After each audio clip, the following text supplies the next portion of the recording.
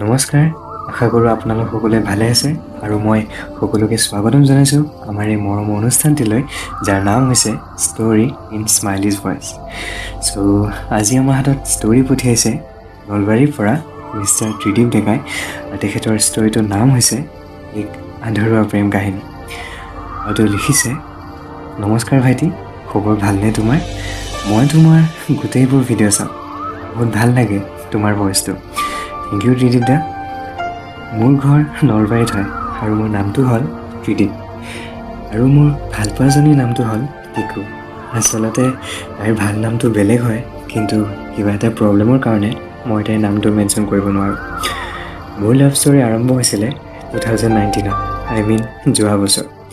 মোৰ জেঠীমাহঁতৰ কাষৰ দাদা এজনৰ বিয়া আছিলে। মই বিয়াৰ দিনা গধূলি গৈছিলোঁ তালৈ, আৰু লগত মই কেমেৰা লৈ গৈছিলোঁ। মানে মোৰ ভণ্টি এজনীয়ে কেমেৰাটো লৈ যাবলৈ কৈছিলে মোক। তাত গৈ পিনে মই মোৰ ভণ্টিক ফটো উঠাই আছিলোঁ। ভণ্টিৰ লগত আৰু এজনী ছোৱালী আছিলে, দেখিবলৈ বহুত বেছি মৰম লগা তাই, কিন্তু তাই ফটো উঠিবলৈ বহুত লাজ কৰি আছিলে। পিছত ভণ্টিয়ে মোক ক'লে যে তাইকো ফটো উঠা।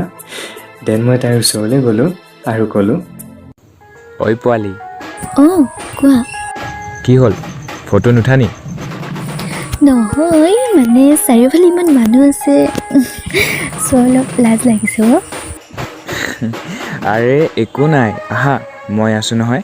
এই বুলি কৈ মই তাইক মাতিলোঁ আৰু তাইৰো ফটোজ ক্লিক কৰিলোঁ। এনেকৈ আমি একেলগে ভালেখিনি সময় পাৰ কৰিলোঁ।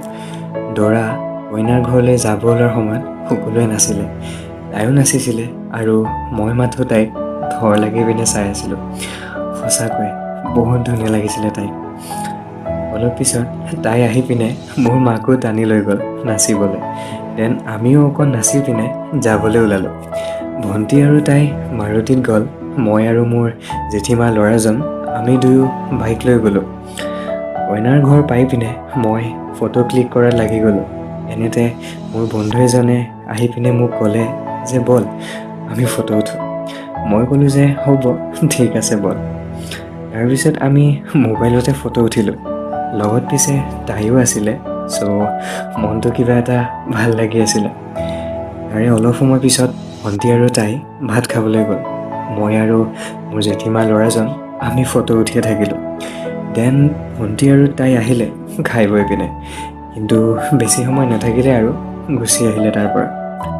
অলপ সময় গ'ল, দেন মই মোৰ ভণ্টিক মেছেজ কৰিলোঁ, ঐ ক'ত আছ?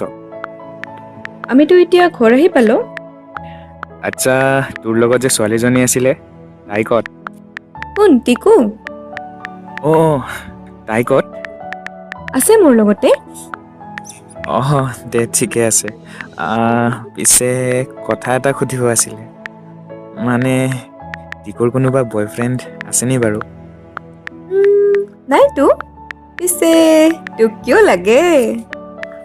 নহয় মানে মোৰ তাইক ভাল লাগিছে, প্লিজ এবাৰ সুধি চাবিচোন মোৰ কথা। হ'ব বাৰু, পিছে মোক কি দিবি? আৰে দিম নহয় তোক, চিন্তা কেলৈ কৰিছ? তই জাষ্ট তাইক এবাৰ সুধি চাচোন। হ'ব দে।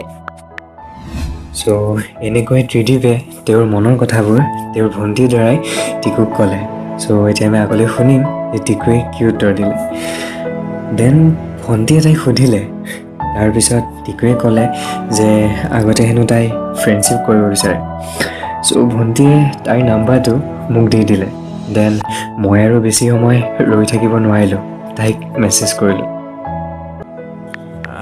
হাই, কি কৰিছা? জাষ্ট কাপোৰযোৰ খুলিছোঁহি। তুমি কি কৰিছানো? মই এতিয়া ঘৰলৈ যাব ওলাইছোঁ। পিছে কথা এটা সুধিব আছিলে। কোৱা। তোমাক আজি বহুত ধুনীয়া লাগিছিলে। মইতো মাথো থৰ লাগি চাই আছিলোঁ তোমাক। ইছ ৰাম, লাজে লাগিলে পাই। পিছে লাজ কৰিলেচোন বেছিহে মৰম লাগে তোমাক। যা সেইটো। আচ্ছা শুনা, মই এতিয়া শুও দিয়া। মানে বহুত ভাগৰ লাগিছে অ' কাইলৈ কথা পাতিম ঠিক আছে গুড নাইট বাই দিয়া ঠিক আছে গুড নাইট বাই চ' ইয়াতে আমি গম পালোঁ যে টিকুৱে প্ৰথমতে ফ্ৰেণ্ডশ্বিপ কৰিব বিচাৰিছে and I also' agri with হাৰ কাৰণ প্ৰথম চিনাকিতে কাৰোবাক আঁকোৱালি লোৱাটো হয়তো ঠিক নহ'বও পাৰে কাৰণ আজিকালিৰ দিনত কোন কেনেকুৱা কোনেনো জানে চ' তাই প্ৰথমতে ত্ৰিদীপৰ লগত ফ্ৰেণ্ডশ্বিপ কৰি পিনে তাক ভালদৰে জানিব বিচাৰিছে চ' আগতেতো লিখিছে এনেকৈ কথা পাতি থাকোঁতে ঘৰ আহি পালোঁ পিছে সিদিনা ৰাতি মোৰ টোপনিয়ে অহা নাছিলে মাথো তাইৰ কথাই ভাবি আছিলোঁ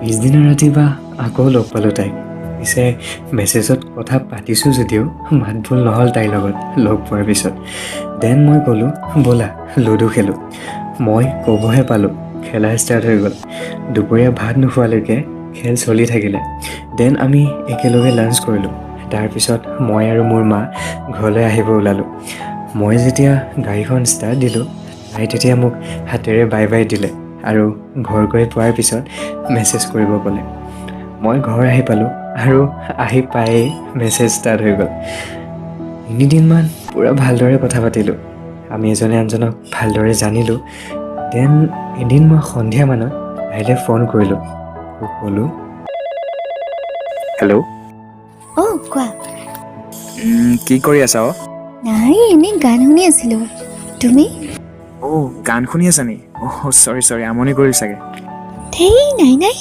কিহৰ আমনি আকৌ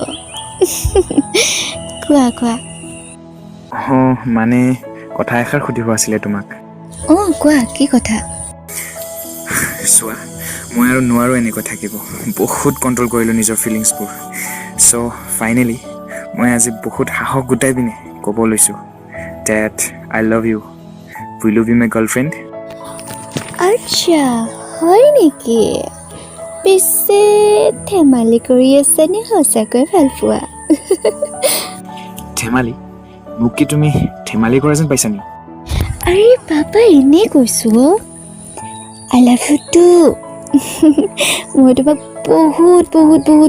বহুত ভাল পাওঁ ফাইনেলি ত্ৰিদীপে তেওঁৰ মনৰ কথাবোৰ টিকুক ক'লে আৰু টিকুও একচেপ্ট কৰি ল'লে চ' আগলৈ আমি শুনি গৈ থাকিম ত্ৰিদীপৰ লাভ ষ্টৰী এক আধৰুৱা প্ৰেম কাহিনী চ' এনেকৈ ষ্টাৰ্ট হৈ গ'ল আমাৰ প্ৰেম কাহিনী তাইৰ এজনী মামা আছিলে গুৱাহাটীত থাকে ময়ো গুৱাহাটীতে পঢ়িছিলোঁ চ' বিয়াৰ পিছত তাই মামাহঁতৰ ঘৰলৈ গ'ল তাই যিহেতু HSLC এক্সাম দিছে চ' স্কুলো বন্ধ আছিলে এদিন তাইক ফোন কৰিলোঁ আৰু ক'লোঁ ঐ পোৱালি কি কৰিছা এনেই আছোঁ দেহা তুমি কি কৰিছানো ময়ো এনেই আছোঁ আচ্ছা শুনা না বহুত দিন হ'ল তোমাক লগ নোপোৱা প্লিজ কাইলৈ লগ কৰোঁ ব'লা ঠিক আছে হ'ব দিয়া পিছে ক'ত লগ কৰিবা ন তুমি কোৱা তোমাৰ ক'ত সুবিধা হয় এটা কাম কৰা দীঘলী পুখুৰীতে লগ কৰোঁ ব'লা ঠিক আছে হ'ব দিয়া কাইলৈ লগ পাম বাৰু এতিয়া ৰাখিছোঁ বাই লাভ ইউ মোৰ পোৱালিটো লাভ ইউ টু দেহা বাই বাই চ' তাৰ নেক্সট ডে আমি লগ কৰিলোঁ দিনটো একেলগে পাৰ কৰিলোঁ সঁচাকৈ বহুত ভাল লাগিছিলে সেইদিনা দেন আমি ঘৰলৈ উভতি আহিলোঁ সকলো ঠিকেই চলি আছিলে আমাৰ মাজত বহুত বেছি মৰম কৰিছিলোঁ মই তাইক আৰু বহুত কেয়াৰ লৈছিলোঁ তেনেকৈ 5 মান্থ পাৰ হৈ গ'ল আমাৰ কিন্তু এদিন হঠাতে মোৰ জীৱনলৈ এক ধুমুহা আহিলে তাই মোক এদিন ফোন কৰিলে আৰু ক'লে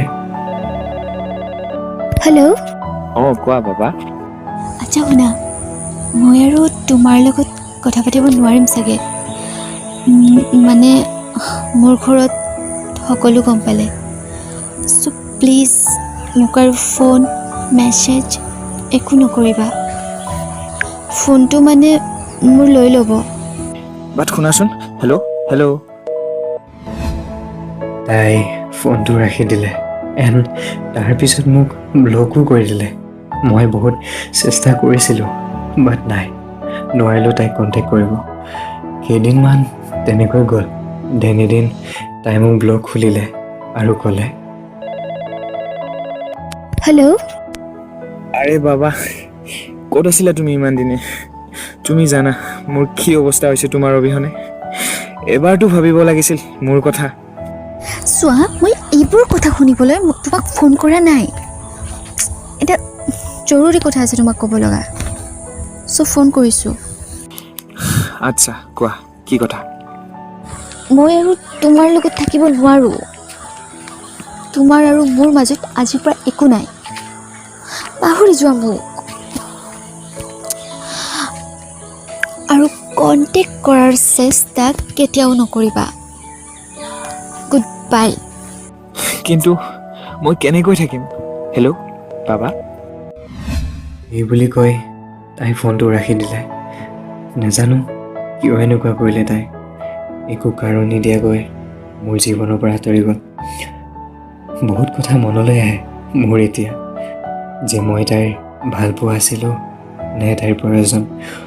মই অকলে আছিলোঁ নে মোৰ নিচিনা আৰু এজাৰ আছিলে তাৰ জীৱনত। আজি ইমান দিন হৈ গ'ল তাইৰ লগত কথা নপতা। নাজানো কেনেকৈ জীয়াই আছোঁ তাইৰ অবিহনে। মই মাথো এতিয়া এটাই কথা ক'ব বিচাৰোঁ, মই তাইক বহুত ভাল পাওঁ আৰু গোটেই জীৱন মাথো তাইকে ভাল পাই থাকিম। ৱেইট কৰি আছোঁ আজিও তোমালৈ। মই জানো তুমি এদিন উভতি আহিবা মোৰ জীৱনলৈ। লাভ ইউ ছ' মাছ মোৰ পোৱালি, প্লিজ কাম বেক। চ' এয়াই আছিলে ত্ৰিদীপ ডেকাৰ প্ৰেম কাহিনী। ধন্যবাদ ত্ৰিদীপ দা আপোনাৰ লাভ ষ্টৰিটো আমাৰ সৈতে শ্বেয়াৰ কৰাৰ বাবে।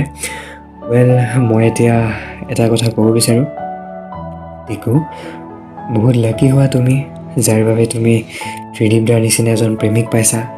গতিকে মই মাথো তোমাক এটাই কথা ক'ব বিচাৰোঁ, যে উভতি আহা তেওঁৰ জীৱনলৈ, নহ'লে এদিন হয়তো বহুত দেৰি হৈ যাব। আৰু ত্ৰিদীপ দা, আপোনাকো এটা কথা ক'ব বিচাৰোঁ মই, যে কোনোবা আঁতৰি গ'ল বুলি আপোনাৰ জীৱনত ভাল পোৱা শেষ হৈ গ'ল তেনেকুৱা একো কথা নাই।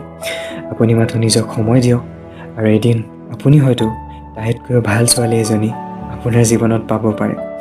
চ' don't waste your life for someone who don't respect you and your emotions. Just have some patience and think about your future. Thank you. So' আজি এই অনুষ্ঠানটি ইয়াতে সামৰিছোঁ।